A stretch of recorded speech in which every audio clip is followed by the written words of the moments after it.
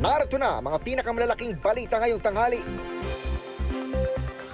Iba pang anomalya sa NFA, ibinunyag mismo ni Pangulong Bongbong Marcos. MMDA, pinag-aaralan ng iba pang legal na hakbang sa hatol ng Korte Suprema hinggil sa single ticketing system. Kumakalat na balitang pagpanaw ni dating First Lady Imelda Marcos. Fake news ayon sa Malacanang. Today in Metro, lalaki, tinangkang saksakin ng isang lola sa Navotas, arestado sa MBC TV Correspondence, PNP Region 11. Wala pang natatanggap na utos para arestuin si Pastor Kibuloy. Sa MBC TV Sports, Pinay racer Bianca Bustamante, sisimulan na ang karera sa F1 Academy 2024. At sa Showbiz Spotted, Taylor Swift, nadiskubring kadugo pala ang 19th century poet na si Emily Dickinson.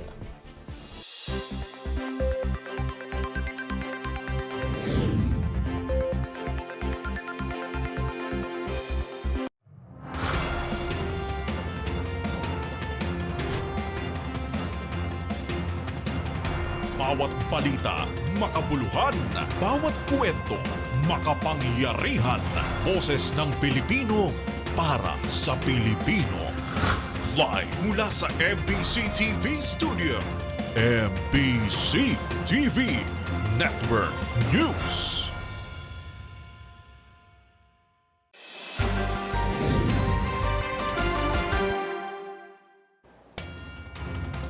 Pilipinas, ibinunyag ni Pangulong Bongbong Marcos na may iba pang anomalya sa loob ng National Food Authority. Sa panayam sa Melbourne, Australia, sinabi ng presidente na hindi lamang sa rice scam o hindi lamang rice scam ang dahilan ng pagsuspindi sa mahigit 100 opisyal ng NFA. May mga aktibidad umano sa ahensya na hindi dumaan sa board approval at tamang diskusyon. Ayon sa Pangulo, may mga transaksyong ginawa sa NFA nang walang basbas ng Department of Agriculture at ng kanyang gabinete. Tiniyak ng Pangulo na sisilipin ng gobyerno ang mga irregularidad sa ahensya, gaya ng paluging pagbebenta ng bigas sa piling traders.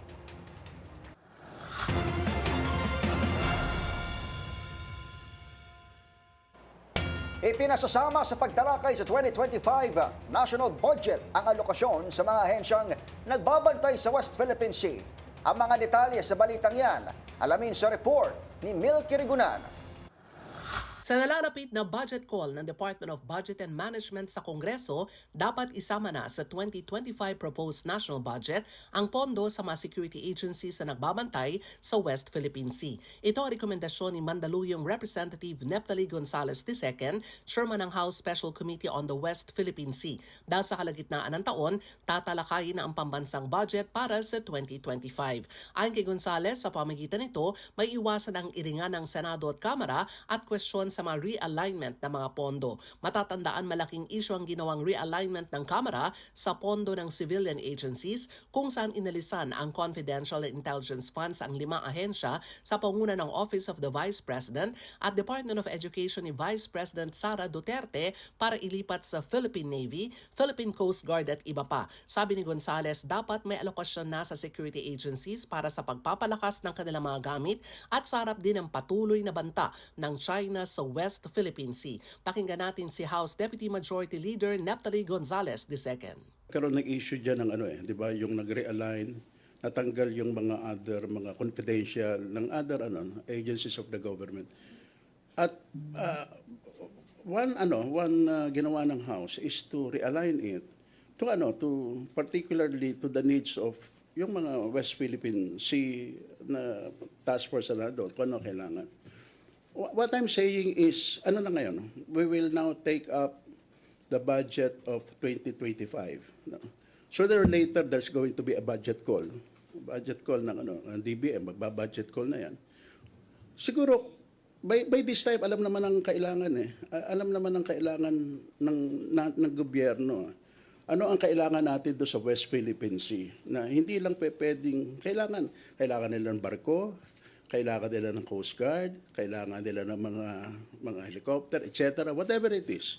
Siguro it's about time na when we do the budget, the national government should not only, kasama na sa major concern niya, Matatandaan na buhay na naman ang mga panawagang dagdag na pondo sa Philippine Navy, Philippine Coast Guard at iba pang mga security agencies dahil sa pinakahuling insidente sa Ayungin Shoal. Para sa MBC TV Network News, ako si Milk Regunan. Sama-sama tayo, Pilipino.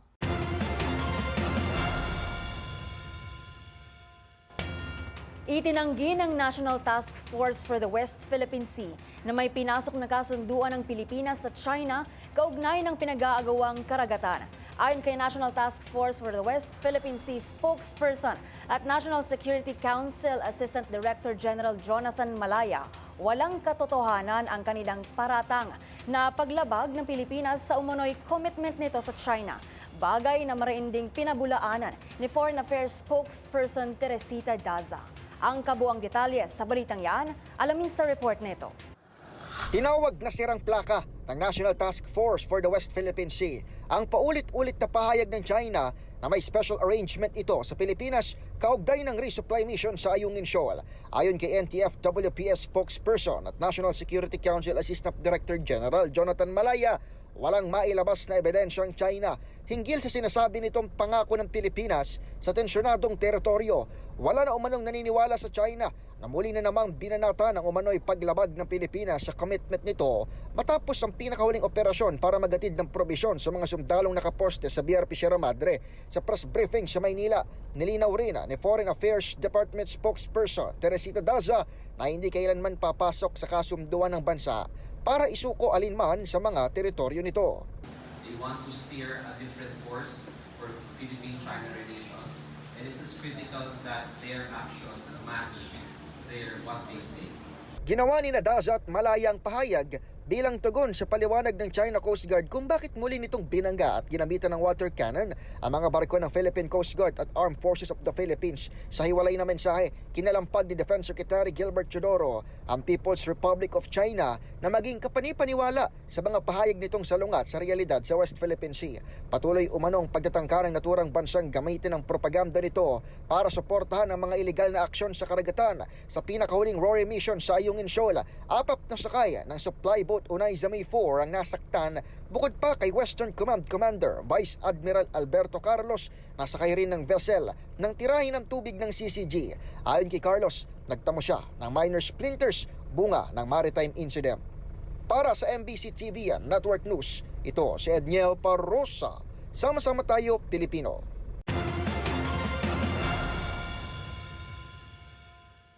Nakadepende sa sitwasyon sa West Philippine Sea ang joint military drills ng Pilipinas at ng Australia.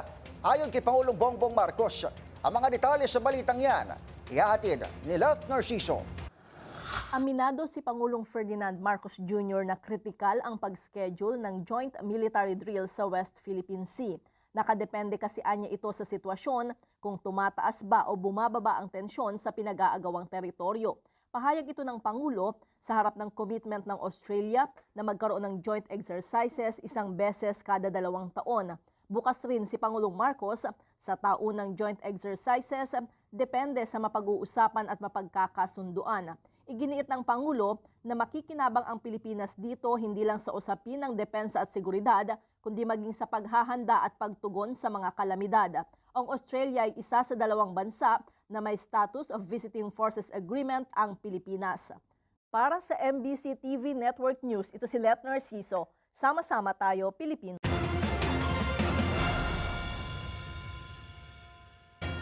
Dapat gawin sa lalawigan ang pagtalakay sa resolution of both houses number 6 o economic tchatcha ng Senado. Yan ang giit ni Senator Coco Pimentel. Ang iba pang detalye tutukan sa report ni Kyle Bulias. Gustong ilabas sa National Capital Region ni Senate Minority Leader Senator Coco Pimentel ang hearing sa pag-amyenda sa economic provisions ng Saligang Batas ng Pilipinas. Ayon kay Pimentel, mahalagang dalhin sa labas ng Metro Manila ang pagdinig sa tchatcha para mapakinggan din ang posisyon ng mga mamamayang hindi kayang lumuwas patungo sa Senado. Paliwanag ng senador, maganda ang nagiging takbo ng kanilang diskusyon sapagkat nabibigyan ng pagkakataong magsalita ang mga pabor at hindi pabor na amyendahan ng konstitusyon. Siyempre, ang nakakadalo lang dyan, yung conveniente sa kanila na pumunta sa hearing, either nandito na sa Metro Manila or may kayang-kayang pumunta rito, di dapat dali naman natin konsulta rin tayo ng ating mga mamamayan na hindi kayang lumipad sa Metro Manila. Samantala, sinabi ni Pimentel na hindi dapat madaliin ang diskusyon sa economic chacha. Pangunahin na ang pagpapahintulot sa pagkakaroon ng 100% foreign ownership sa mga paaralan sa bansa. Paliwanag ng senador, hindi dapat hayaang patakbuhin ng isang dayuhan ang paaralan sa bansa kung ito ay gagawin lamang bilang negosyo at wala namang pagmamahal sa bayan. So maganda yung gano'n, yung gano'ng kalalim na diskusyon kasi hindi yung kanya hindi theoretical. Opo. Na-approach na sila, na-offeran sila. Yun yung point tinanggihan. Nangyari na. Maganda nga daw eh. Kikita sila eh. Pero ayaw nila, nag-worry siya eh. Sabi niya, teka muna, ano bang motibasyon nitong foreigner na ito na bibiling kami? Hindi naman pagmamahal sa bayan eh. Hindi naman dahil gustong yun pala yung kanyang pagdududa na hindi naman pagmamahal sa bayan, hindi naman dahil lang nais turuan ng maayos yung mga kabataan. Baka naghahanap ng platform, ng bihikulo para makaturo nung kanyang gustong iturong mga konsepto na hindi na posible namang hindi traditional Filipino values or culture. Kahapon nga ay naaprubahan na sa Kamara ang resolution of both houses number 7 na layong amyendahan ng 3 economic provisions sa 1987 Constitution. Ayon naman kay Pimentel, hindi dapat ma-pressure ang Senado sa oras para matiyak na tama ang magiging resulta ng kanilang pagdinig. Para sa MBC TV Network News, ito si Kyle Bulyas. Sama-sama tayo, Pilipino.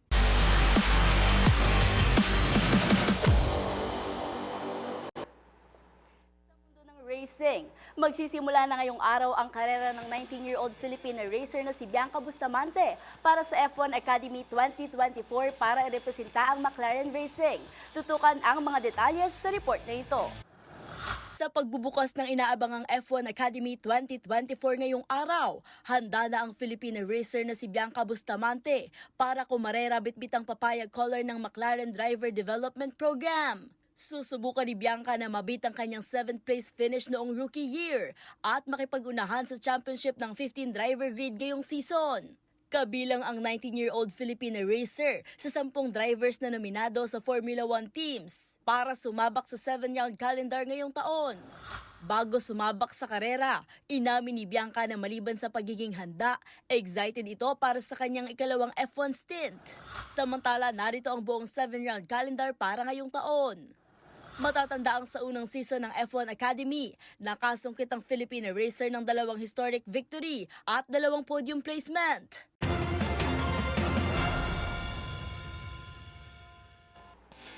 Sa aking pagbabalik, Pinoy boxer Nesty Petesio at 3 iba pa aabante sa Olympic qualifiers. Tutok lang sa MBC TV Network News.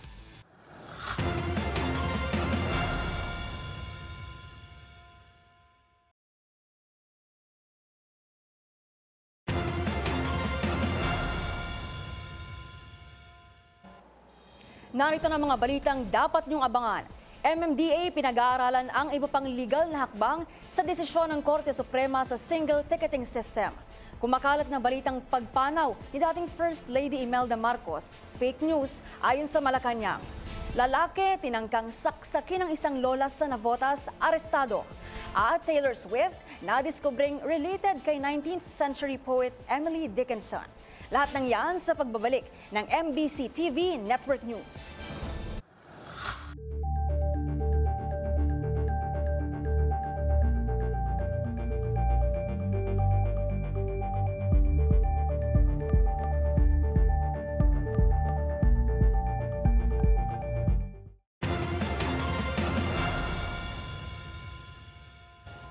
Pinag-aaralan ng Metropolitan Manila Development Authority ang iba pang mga legal na hakbang sa desisyon ng Korte Suprema pagdating sa single ticketing system. Ang mga detalye sa balitang yan, ihatid ni Nicole Lopez.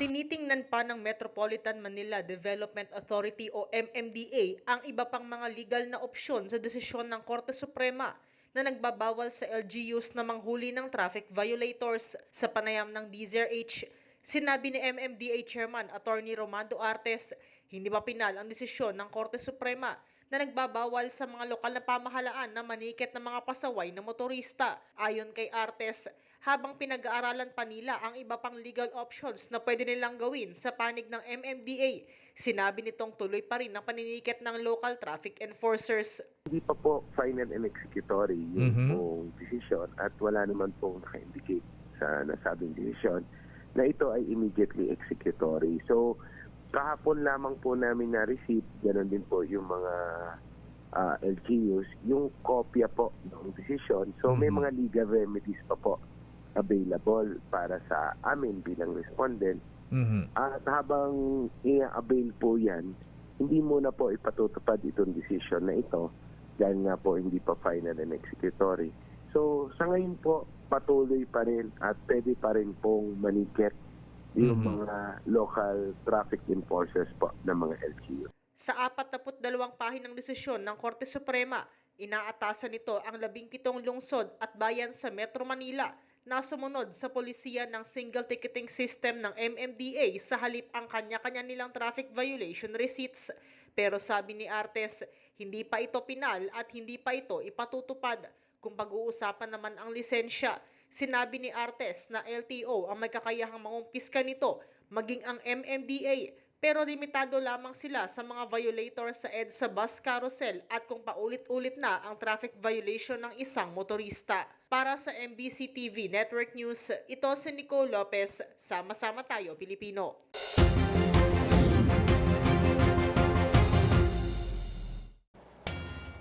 Kinumpirma ng Department of Migrant Workers na 2 Filipino seafarers ang nasawi sa pinakauling pag-atake ng Houthi rebels sa Gulf of Aden. Ayon sa DMW, 2 iba pang Pinoy seafarers ang malubhang nasugatan kasunod ng pag-atake sa kanilang barko. Hindi muna tinukoy ng DMW ang pagkakakilanlan nitong mga biktimang Pilipino.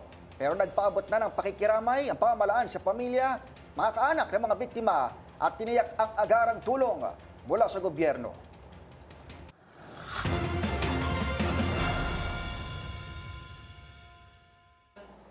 Nababahala ang ilang senador sa pagpayag sa mga sibilyan na gumamit ng semi-automatic rifle.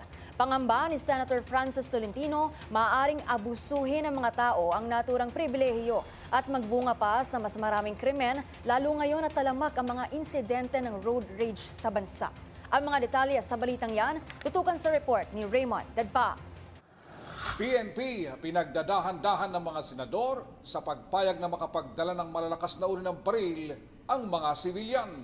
Nagpahayag ng pangamba ang mga senador na baka lalo lang lumala ang bilang ng mga krimen sa bansa gamit ang mga baril. Ito ay kasunod ng pagpayag ng Philippine National Police na makapagparehistro na ng mga malalakas na uri ng baril ang mga sibilyan. Ayon kay Senador Francis Tolentino, kahit na pinapayagan ng Republic Act 10591 o ang Comprehensive Firearms and Ammunition Regulation Act na maaaring makapagparehistro at magbitbit ng malalakas na uri ng baril ang isang sibilyan, ay kailangan itong pag-aralan na mabuti. Pangamba ni Tolentino ay mga mahabang baril na ang dadalhin ng mga sibilyan na maaaring magamit sa anumang oras. Nakatatakot umano ito sa panahon na dumadami ang kaso ng road rage at pahirap ang buhay at baka dumami ang krimen.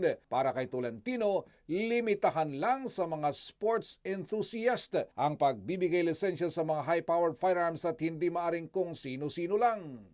So, kung inaalaw ng batas, maaaring sabihin ng mga gun owners na allowed sila. But if you look at the greater societal concerns, papayag ba kayo yung kapitbahay mo may isang machine gun? Papayag ba kayo? Ito nakikita natin na gun rage pag yung nasa yung side mirror mo. Di ba? Ito mahaba na yung ilalabas sa'yo.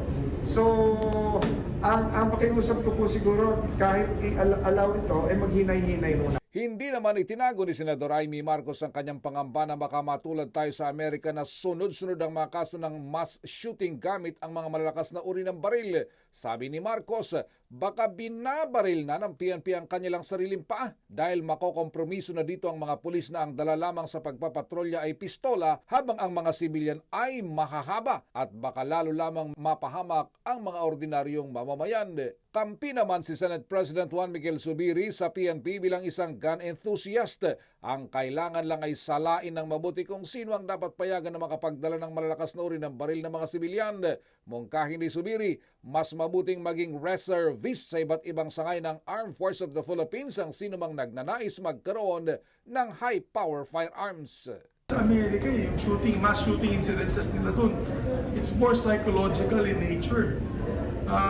Dito sa atin, ang only concern ko siguro kung maibili yan at magamit ng mga rebelde. Other than that, wala po ako nakikita mga tao na pupunta sa eskwelahan biglang mag-open fire ng mga long rifles. Again, I think that the most important part there is the selection of those who will be capable of owning these firearms. Yan ang pinaka-importante dyan. Huwag po i-shortcut yung Eurotest, huwag po i-shortcut yung drug test. Nakatutok naman si Senador Risa Hontiveros sa provision ng batas na maaring makapagmay-ari ng maraming baril ang isang individual kung siya isang gun collector. Para kay Hontiveros, dapat limitahan lang ang nasa batas na hanggang 15 lamang na baril na maaring marehistro sa isang individual. Una nito lumabas ang report na nasa 300 piraso ng baril ang pagmamay-ari ni dating Pangulong Rodrigo Duterte. Para sa MBC TV Network News, ito si Raymond Dadpas. Sama-sama tayo, Pilipino.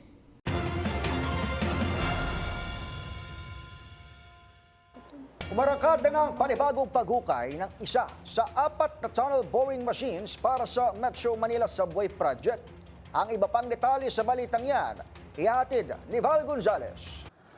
Nagsimula na ngayong araw ang paghuhukay ng tunnel boring machine para sa nagpapatuloy na konstruksyon ng kauna-unahang subway sa ating bansa, ang Metro Manila Subway. Pinangunahan mismo ni Transportation Secretary Jaime Bautista ang inspeksyon at initial works ng tunnel boring machine number 4 sa bahagi ng itatayong North Avenue Station. Bukod sa mga opisyales ng DOTR at contractor ng CP101 segment, ay kasama rin ang Japan International Cooperation Agency o JICA sa isinagawang inspeksyon ngayong araw. Ang CP101 segment ay kinabibilangan ng mga subway stations gaya ng Quirino Station, Tandang Sora at North Avenue Station. Sabi ni Secretary Bautista, bagamat may mga challenges o hamon na kinakaharap sa ongoing construction, kabilang na ang usapin ng right-of-way, pero sa pangkalatan aniya ay nasa 40% na ang progress rate ng multi-billion peso project. We don't see any problem with the financing. Sabi naman ni DOTR Undersecretary for Railways Jeremy Regino, lahat ng bansa sa buong mundo ay nagiging problema ang isyu ng right-of-way, pero giit ng opisyal, hindi ito magiging dahilan ng delay sa first subway project sa Pilipinas. We just simply need to search the internet and we will see all countries, not only in Asia, but even in other countries such as in European countries, right-of-way is a problem. So it's really something we all have, it's really a challenge we all will have to surpass. Paliwanag ni Secretary Bautista, sa taong 2029 ay matatapos na ang 17 station subway project na magsisimula sa Valenzuela City hanggang sa Bikutan sa Taguig City. Pagtitiyak pa ng kalihim bago matapos ang termino ni Pangulong Ferdinand Bongbong Marcos Jr. ay masasakyan na ng mga Pilipino ang subway sa target na partial operations nito mula Valenzuela hanggang Ortigas Station. Para sa MBC TV Network News, ako naman Val Gonzalez, sama-sama tayo Pilipino.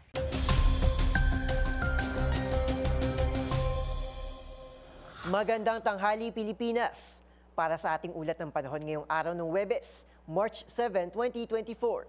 Easterlies pa rin po ang magdadala ng maalinsangang panahon sa malaking bahagi ng bansa. At dahil nga Throwback Thursday ngayon, muling nagbabalik ang hanging amihan sa extreme northern Luzon na siyang magdudulot ng mga mahihinang pag-ulan sa Batanes. Pero paglilinaw ng pag-asa, hindi na ito maghahatid ng singlamig na temperatura kung ikukumpara sa mga nakalipas na mga buwan ng Enero at Pebrero. Samantala, doble ingat pa rin po sa mga kababayan natin sa Davao, Zamboanga at Cotabato City kung saan posibleng pumalo sa 38 to 41 degrees Celsius ang heat index o ang init na nararamdaman ng ating katawan.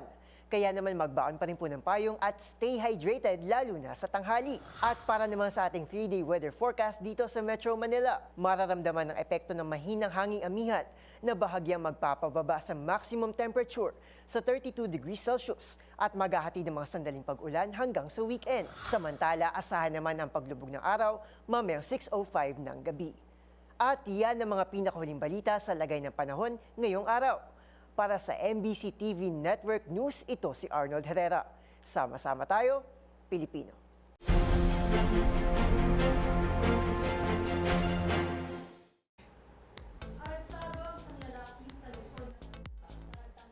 Saki ng isang lola bago tuluyang madakip ng mga pulis kaninang umaga. Ang iba pang detalye tutukan sa report ni Edwin Duque. Maswerteng inabutan ng nakatalagang pulis malapit sa pinangyarihan kung saan naispatan ang lalaking nagwawala na muntik pang saksakin ang babaeng may-ari ng tindahan sa barangay Bayan-Bayanan South sa Navotas City kaninang umaga. Dinampot ng mga tauhan ni Police Colonel Mario Cortez ang sospek na si JB Cruz, 21 years old, makarang magwala at pagpapaluin at sirain ang mga paninda ng biktima na si Nanay Lucy Soles, 57 years old. Kwento ng asawa ng tito ng sospek na si Aling Linda Garcia, maging siya umano ay nasugatan sa batok ng awatin sa pagwawala ng kanyang pamangkin ng asawa. Susugurin pa sana umano ng saksak ang matandang Soles pero napigilan ng kanyang tito na muntik na ring balingan nitong si JB. Tiniyak naman ang biktima na si Nanay Soles na tutuluyan niya itong sasampahan ng kaso dahil pinagbantan umano siya na babalikan at papatayin ng suspect kapag ito ay nakalaya. Para sa MBC TV Network News, ako si Edwin Duque, sama-sama tayo, Pilipino.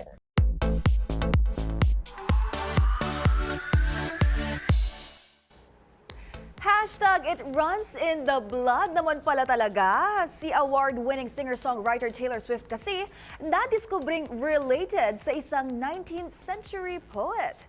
Kung sino siya, kilalanin sa Showbiz Report na ito. Mukhang nasa lahi naman pala talaga ni pop superstar Taylor Swift ang husay pagdating sa pagsusulat. Ang genealogy company kasing Ancestry nadiskubring related ang award-winning singer-songwriter kay 19th century poet Emily Dickinson. Ayon dito, ang Cruel Summer Singer at ang legendary American poet ay 6 cousins 3 times removed. Si Tay-Tay at Emiliani ay parehong nagmula sa isang 17th century English immigrant. Ang 9th great-grandfather ng mga awit at 6th great-grandfather ng tanyag na poet ay early settlers sa Windsor, Connecticut.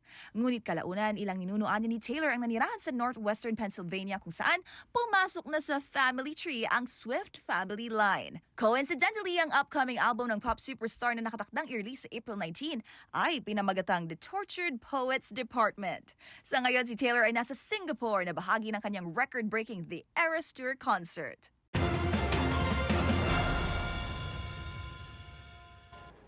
At sa aking pagbabalik, ilang personalidad sa larangan ng pelikula at telebisyon ginawaran ng star sa ginanap na Walk of Fame Philippines 2024. Sabay-sabay nating kilalanin kung sino-sino sila dito lang sa MBC TV Network News.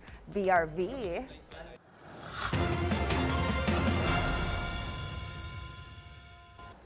Narito pa ang mga balitang dapat ninyong abangan. Kumakalat na balitang pagpanaw ni dating First Lady Imelda Marcos. Fake news ayon sa Malacanang. PNP Region 11, wala pang natatanggap na utos para arestuhin si Pastor Kibuloy. At sa showbiz spotted, Don Bell, Michelle D, Baron Geisler at Small Laude, kabilang sa mga ginawaran ng store sa Walk of Fame ngayong taon. Hoy, bawal yan! Parusa sa mga gagawa ng smishing modus.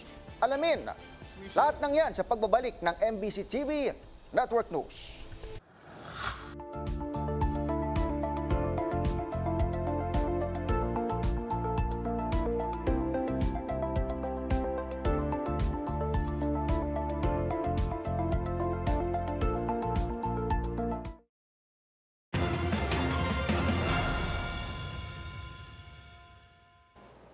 Fake news na pumanaw na si dating First Lady Imelda Marcos. Ayon sa Malacanang, walang katotohanan ang kumakalat na impormasyon mula pagkahapon. Kaugnay nito, agad dumiretso si Pangulong Ferdinand Marcos Jr. sa ospital pagkarating sa Pilipinas mula Australia kaninang hating gabi upang bisitahin ang kanyang ina na isinugot sa ospital dahil sa pulmonya. Una nang sinabi ni PBBM habang siya ay nasa Melbourne na maayos ang kondisyon ng dating unang ginang habang patuloy na nagpapalakas.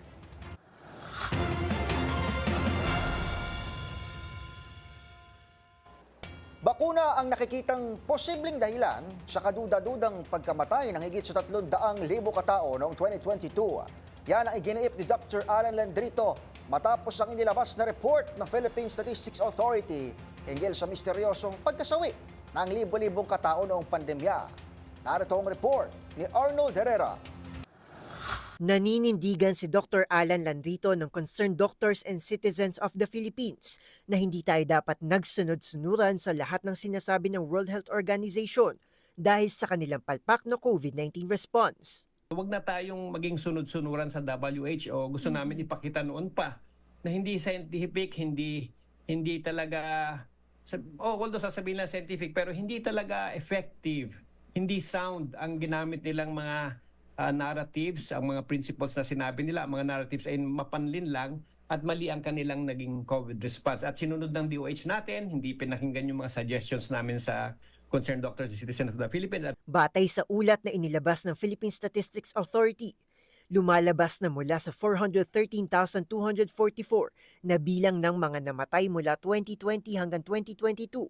Nasa 65,683 lamang ang namatay dahil sa COVID-19. Kaya naman isang malaking palaisipan ngayon kung saan nanggaling ang nalalabing 347,561 na pagkamatay mula sa naturang ulat. Anya, spike protein daw ang nakikitang dahilan sa mga naitalang excessive deaths na nagbunga sa patuloy na pagbabakuna, kaya dapat na itong itigil. Paliwanag nito, dahil sa minadali ang paglikha ng bakuna o kung tawagin niya ay imperfect vaccine, maaari lang itong magresulta sa mas marami pang mutations ng virus. Matagal na po nilang dinidevelop ang vaccine sa coronavirus.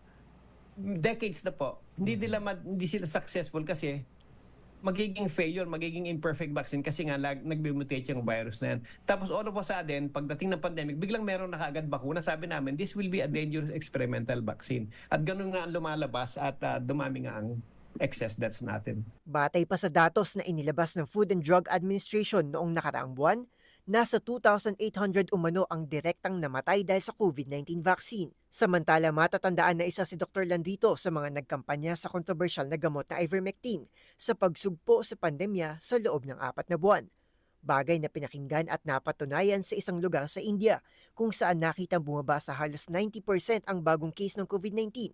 2 linggo lamang simula na ipakalat ito.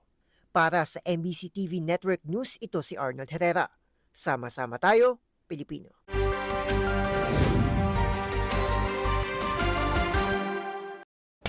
Wala pang natatanggap na utos ang Philippine National Police sa Region 11 para arestuhin ang kontrobersyal na religious leader na si Pastor Apollo Kibuloy.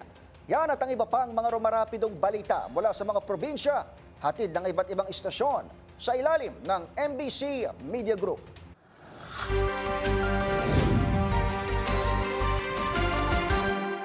Tiniyak ng Police Regional Office 11 na hindi sila magdadalawang isip kung sakaling may mandato na sa pag-aresto kay Kingdom of Jesus Christ founder Pastor Apollo Kibuloy na na-cite for contempt dahil sa hindi pagdalos sa pagdinig sa Senado hinggil sa mga kasong kinasasangkutan nito. Ayon kay PRO 11 spokesperson na Police Major Catherine De La Rey na wala pang mandato ang Davao Police mula sa National Headquarters ng PNP para arestuhin si Kibuloy. Ngunit pananatilihin pa rin ng PRO 11 ang pagsunod sa mga mandato nito sa kabila ng kasikatan ng nasabing religious leader. Samantala, kinumpirma din ni Major De La Rey na wala pa natatanggap na kahilingan lalo na sa Davao City Police Office para sa karagdagang seguridad para kay Kibuloy. Para sa MBC TV Network News, June Suter, sama-sama tayo, Pilipino. Nasa likod ngayon ng Rias na bakal ng PNP Alcala ang dating barangay chairman si Albert Ricias Ibiala, 76 years old, residente ng barangay Pindangan Alcala. Sa ulat ni Chief of Police Major Regine Cabico, kamakaluan ng gabi nagiinuman sa bahay ng suspek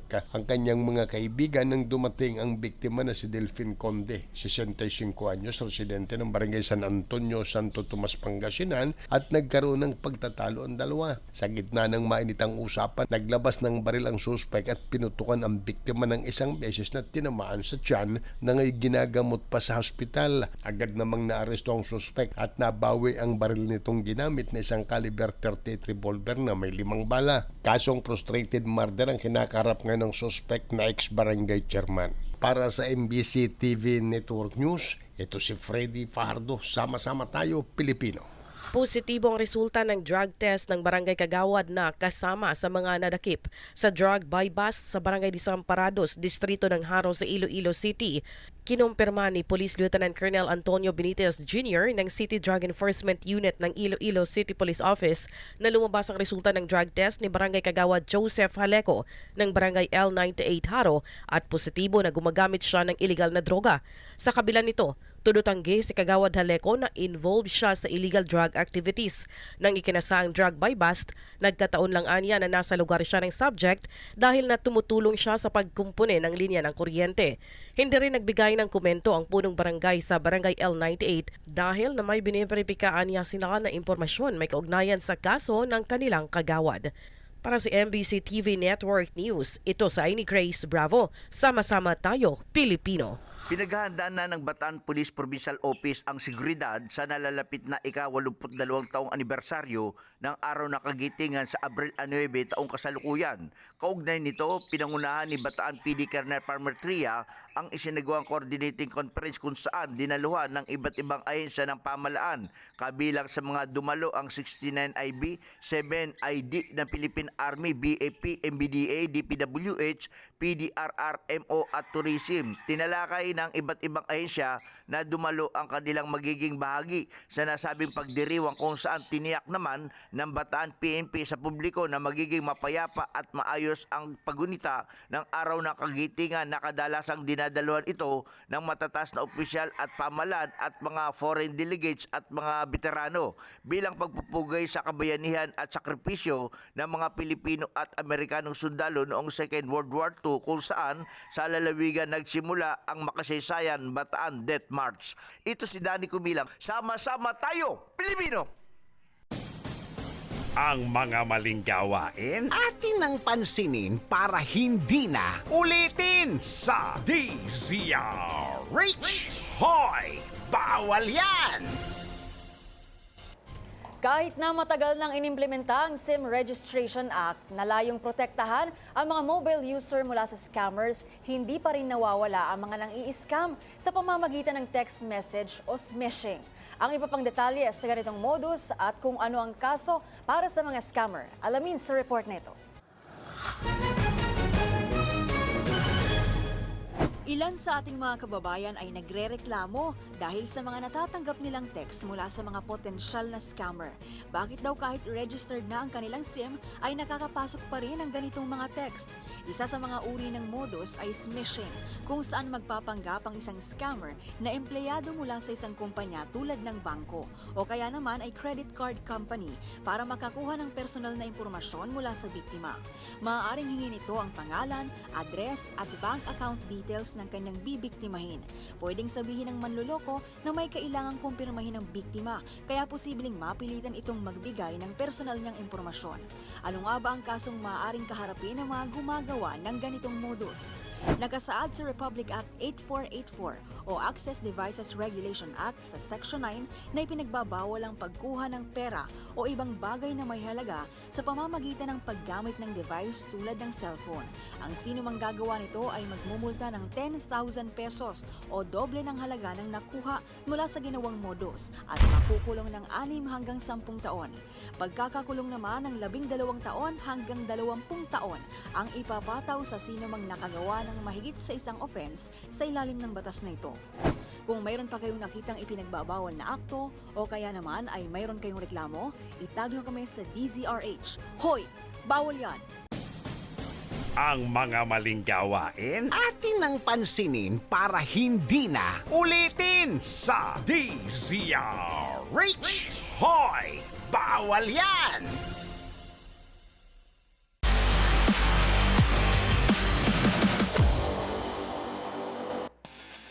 Sa mundo ng boxing, nagpakitang gilas sa international stage ang mga boksingerong Pinoy dahil 4 sa ating mga pambato ang aabante sa Olympic qualifiers para masecure ang spot sa paparating na 2024 Paris Olympics. Kilalanin sila sa report na ito.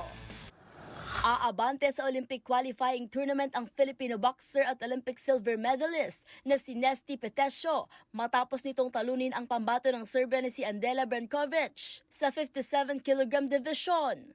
At maliban kay Petesio, pasok din sa Asian Games medalist Rogen Ladon kontra sa pambato ng Italy na si Federico Emilio Serra via split decision sa 51 kg division.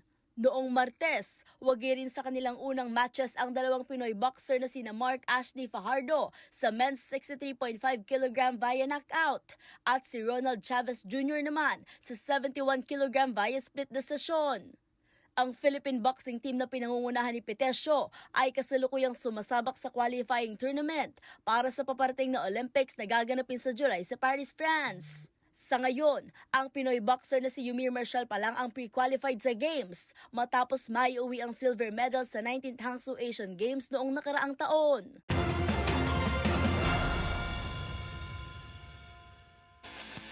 At yan ang mga latest updates sa mundo ng sports. Para sa MBC TV Network News, ito si Mili Borja, Sama-sama Tayo, Pilipino.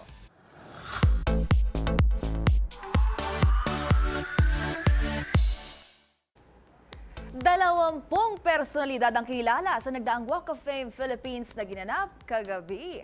Kabilang dyan sina Donnie Pangilinan at Bel Mariano o Don Bel. Gayon din si Michelle Marquez D, Baron Geisler at social media star na si Small Laude. Narito ang report. Ilang bituin na naman ang nadagdag sa ika-18 taon ng Walk of Fame Philippines sa Eastwood City. Ngayong 2024, 20 personalidad ang kinilala sa proyektong itinatag ni yumaong master showman Herman Moreno.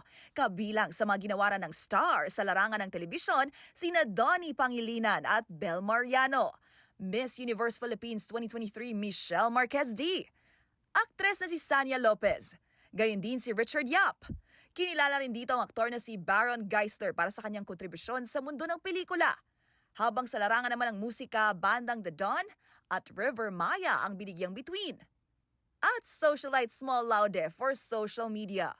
Kung matatandaan noong nakaraang taon, ilan sa mga personalidad na ginawaran ng bituin sa larangan ng Philippine Entertainment and Sports ay sina Maha Salvador, Heidelin Diaz, national artist Ricky Lee, magkapatid na Ranz Kyle and Yana Guerrero, and our very own Ka Jerry Baha ng 2x2.